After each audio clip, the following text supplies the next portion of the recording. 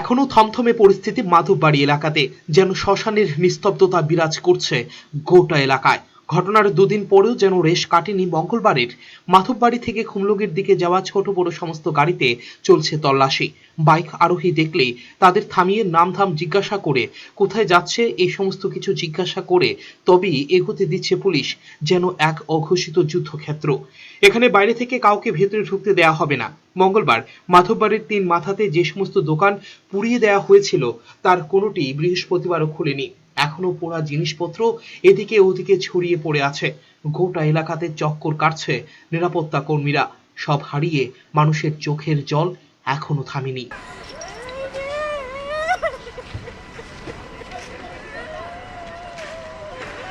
এদিকে যেসব দোকান ওই দিন পুড়িয়ে দেওয়া হয়েছিল তারা জানাচ্ছেন এ ধরনের ঘটনা আগে কখনো ঘটেনি এই এলাকায়। যাদের দোকান পোড়ানো হয়েছে তার মধ্যে বাঙালি এবং উপজাতি এই দুই সম্প্রদায়ের মানুষই আছেন। তারা চাইছেন দ্রুত তাদের ক্ষতিপূরণের ব্যবস্থা করুক সরকার। চাল ডাল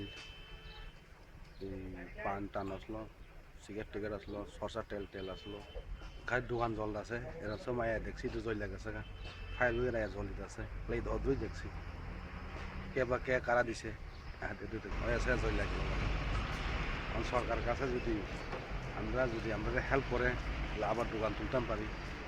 ব্যুরো রিপোর্ট, চ্যানেল ৩ রাত।